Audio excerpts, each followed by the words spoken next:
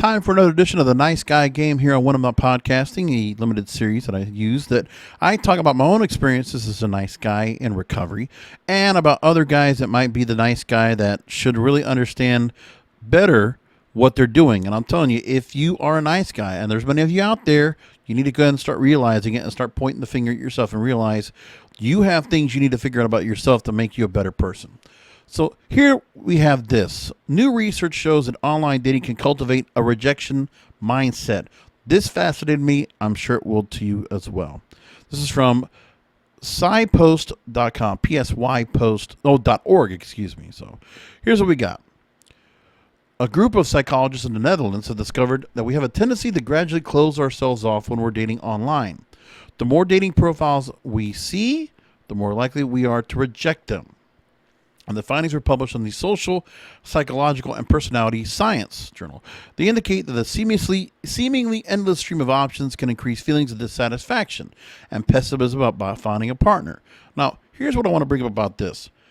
In a previous episode of When I'm Not Podcasting, I talked about how you don't want to be lazy when you're trying to pursue a relationship online.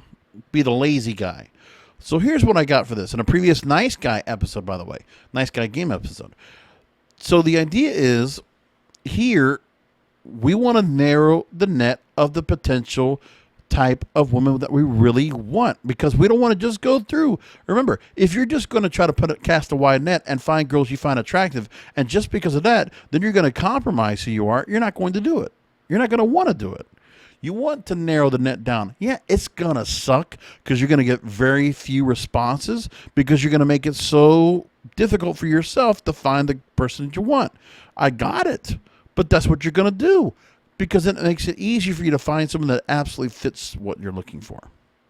Because then again, if you're going through and you are putting the preferences up so much so you have so many different people to swipe between, whether you're on Tinder, Hinge, OkCupid, or Bumble, you want to be able to make it so that you don't have that many to go after. Because if you just swipe, hoping for somebody to respond back, first of all, it looks desperate, and also shows that you're not as serious about this as you should be. And that you're actively trying, and when you do find somebody that actually fits more of your role, you're going to try really hard to get that person because it's somebody that fits more of what you're looking for. Maybe you like them, and then maybe you'll pursue them more properly. So study author Tila Pronk is an assistant professor of social psychology at Tilburg University. She says, quote, "We know that being and feeling loved is a prerequisite for a happy life, and I've therefore always been fascinated by the ways in which people look for love. How do people search for a romantic partner? What makes them interested in one person and not in the other? The question has become even more pertinent since the dating landscape so drastically changed the last decade. Now, thanks to online dating, there are more possibilities to meet new partners than ever before, yet at the same time, there have never been more people single in Western society." And it's true, there's a lot of single people out there, which is very surprising. So they focused on those aged 18 to 30. They had 315 participants in the first study and were shown 45 or 90 pictures of potential partners on a computer screen. Hit a green heart to accept, red cross to reject. The second study included 158 individuals. They used their own photos in the task and were informed that you can really get a match. In the third study, they had 305 participants, and they had 50 pictures of potential partners divided into blocks of 10. Every time they completed a block, the participants answered several questions about their experience with the task. The acceptance rate decreased over the course of the online dating procedure in all three studies. The last provided some clues as to why.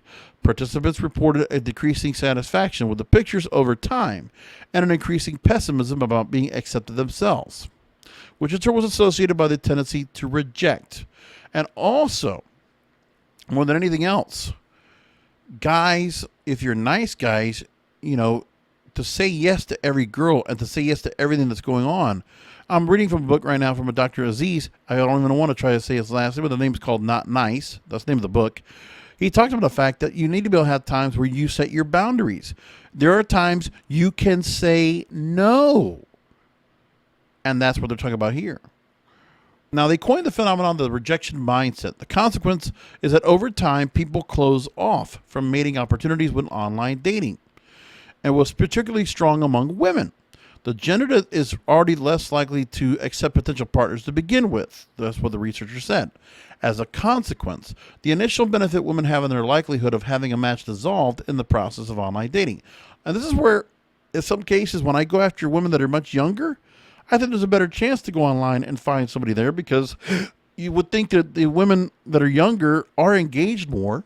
Maybe they don't have so many relationships where things went really bad, so they have a chance to give love another chance. I don't think that happens too much with women that are older.